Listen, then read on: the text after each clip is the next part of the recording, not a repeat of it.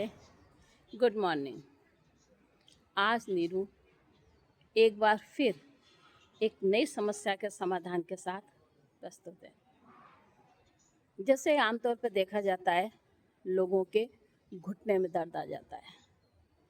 वो ध्यान ही नहीं देते कि पहले उनकी कमर में दर्द आता है, लेकिन कमर पे ध्यान नहीं देते, सोचते हैं गैस फंस गई होगी, कुछ भी हो गया होगा।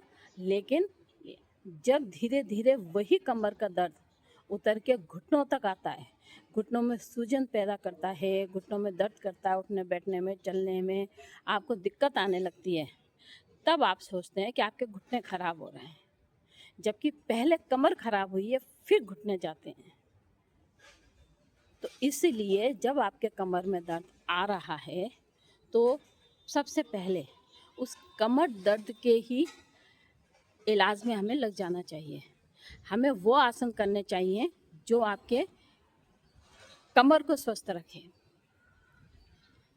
कमर भी हमारी पूरी जो कमर है उसमें हमारी हिप्स की भी हड्डियां हैं, उसमें बीच में आपकी स्पाइनल भी आ रही है, सब आ रही है। दर्द कहाँ है?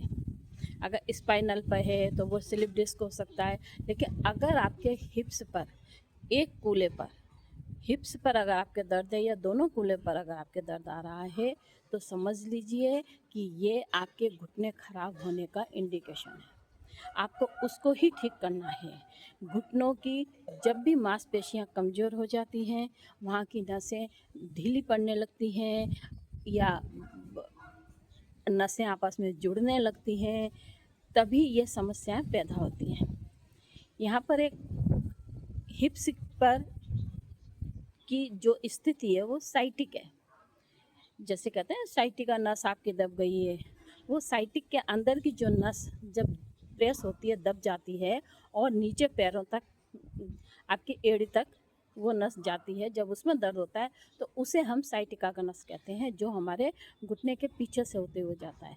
लेकिन जब आपको एक साइड में हिप्स में दर्द है, चलने में दर्द हो रहा है, उठने बैठने में दर्द हो रहा है, एक हिप्स को पकड़ के चल रहे हैं, तो समझिए कि वो जो स्थिति, साइटिक की जो स्थिति है, उस पर दबाव आने लग गया है। जब साइटिक पर दबाव आने लगता है तो इस तरह की समस्या आती है। फिर ये कमर का दर्द होता है, फिर कमर का दर्द धीरे धीरे उतर के घुटने के दर्द तक पहुंचता है। जब वो घुटने तक पहुंचता है तब घुटने में सूजन आती है, वहाँ की नसें खराब होनी शुरू होती हैं, मांसपेशियाँ कमज़ोर होनी शुरू होती हैं और आपका घुटना बिगड़ना शुरू हो जाता है। घुटना खराब हो, उसको बिगड़ने से पहले से ही हमें रोकना है। इसके लिए मैं कुछ आसन बताऊंगी जो आपको करने हैं। मेरे चैनल को सब्सक्राइब कर लीजिएगा ताकि हर नोटिफिकेशन आप तक पहुँचे। आपको मेरी वीडियो ढूंढने की ज़रूरत नहीं पड़ेगी। हर छोटी मोटी समस्या को लेकर नीरू आप लोगों के सामने हाजिर होती है। तो आप लोगों का भी फ़र्ज़ बनता है कि मेरा भी इतना आप हेल्प कीजिए, सब्सक्राइब कीजिए, लाइक कीजिए, शेयर कीजिए, औरों को भी शेयर करें और कमेंट कीजिए कि आपको मेरी वीडियो कैसी लगती है। मैं मेहनत करती हूँ, बनाती हूँ।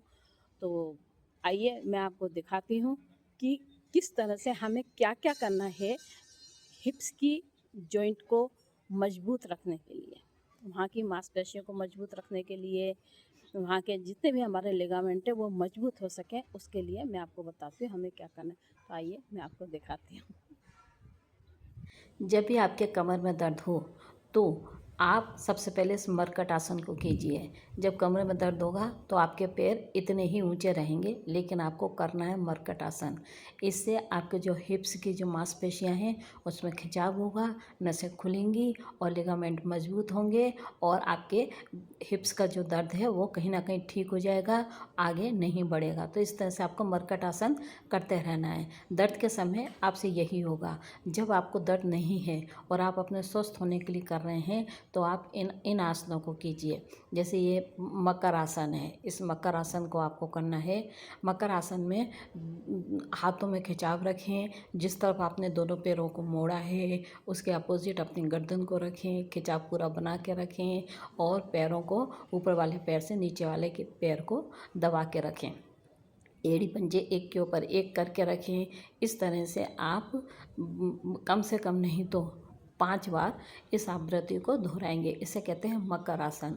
मकर आसन में आपके जो हिप्स के जॉइंट हैं वो पूरी तरह से खिंचाव में आ रहे हैं और जो भी साइटिक पे दबाव आया है, लिगामेंट पे दबाव आया है, वो खुलना शुरू हो जाएगा और आपके दर्द में आपको राहत मिलेगी। दर्द आपका आगे नहीं बढ़ेगा, आपके घुटनों तक दर्द नहीं पहुंचेगा। इस तरह से आपको करना है। उसके बाद कमर के दर्द में थोड़ी सी राहत देने के लिए हमें सेतुबंद आसन करना है। सेतुबंद आसन में जो ब्लड का सर्कुलेशन है वो आमाशय से हृदय, हृदय से मस्तिष्क की ओर जाता है। ज़्यादातर जब हम बैठकर काम करते हैं तो जब हम चलते हैं फिरते हैं दिनचर्या में हमारे माइंड जो ब्लड का सर्कुलेशन है वो हमारे हृदय से आमाशय की तरफ आता है, सिर से हृदय, हृदय से आमाशय की तरफ आता है। इसमें उल्टा होता है और इसीलिए आपकी कमर का जो दर्द है उसमें आपको बेनिफिट भी मिलता है। अब आपने इस तरह से बैठ जाना है और इस तरह से आराम से आप पद्मासन लगा के बैठिए। कमर दर्द में राहत देने के लिए हम अपने कमर को थोड़ी सी ट्विस्ट करेंगे। इस तरह से हमने कमर को थोड़ा सा एक तरफ झुकाव देना है ताकि जो हमारी स्पाइनल है वो सीधी रह सके और वहाँ पे जो भी कुछ अभी हमने जो मरकट आसन, मकर आसन किया है उसमें अगर कोई ओवरलैपिंग हुई होगी तो वो इससे खुल जाएगी और आपका दर्द ठीक होगा, ना कि दर्द हमेशा के लिए रहेगा। अब आपने क्या करना है, अब आपने हिप्स में जोर देने के लिए, हिप्स के जो मांसपेशियां हैं उन पर जोर देने के लिए हमने इस तरह से करना है। इस जो हाथ आपने टेलबोन के पीछे रखा है उसी तरफ गर्दन को करना है और दूसरे हाथ से घुटने को पकड़ लेना है। फिर इस तरह से आप करिए। इस तरह से करेंगे तो साइड की जो साइड से खिंचा जाएगा हिप्स से लेके ऊपर तक और आपके हिप्स में आपको जो भी चीज़ें दबी हैं, जहाँ पे भी दर्द हुआ है वो दर्द होना ठीक होना शुरू हो जाएगा। इस तरह से अब आप करते हैं गोमुख आसन। ये गोमुख आसन की स्थिति है जब घुटने के ऊपर हम घुटने को रखते हैं क्रॉस करके। आप इसमें अगर आप थोड़े थिन हैं, पतले हैं तो आप इसमें आराम से इस स्थिति में बैठकर दोनों हाथों को पीछे करके इसमें आप कपालभाति भी कर सकते हैं और नहीं तो भस्त्रिका सांस लेना छोटा भी कर सकते हैं और नहीं तो आप इसी तरह से करिए। पैर जो है ये आपका ऐसे आसन पर लग जाना चाहिए और इस तरह से आप आराम से बैठ जाइए। जो पैर आपने मोड़ा है उसी तरफ गर्दन को कर देंगे, कर लीजिए।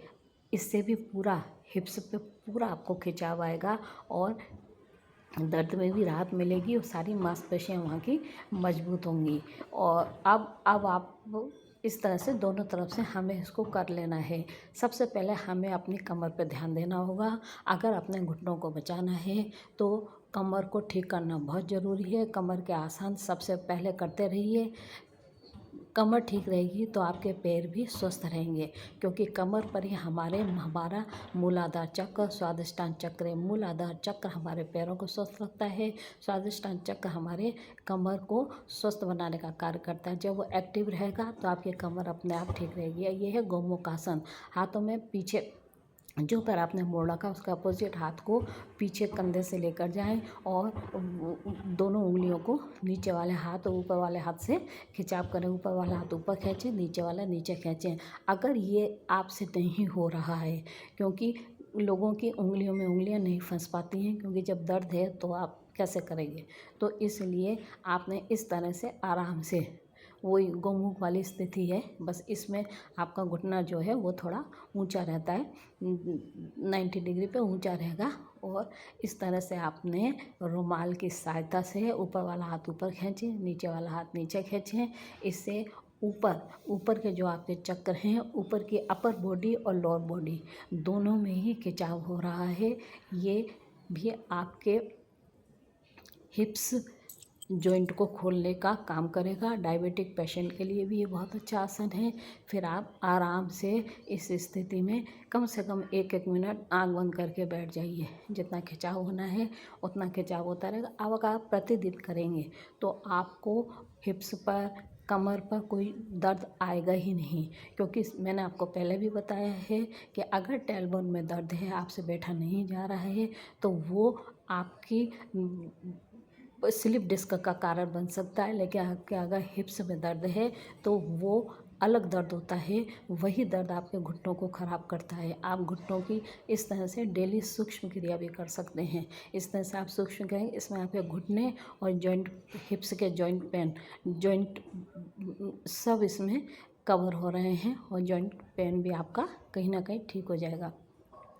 अब अगर आप फिट हैं और फिट रहना चाहते हैं तो ये जो मैं आपको करके बता रही हूँ, इसे आप करेंगे तो भूल जाइए कि कभी आपके हिप्स में दर्द भी होगा।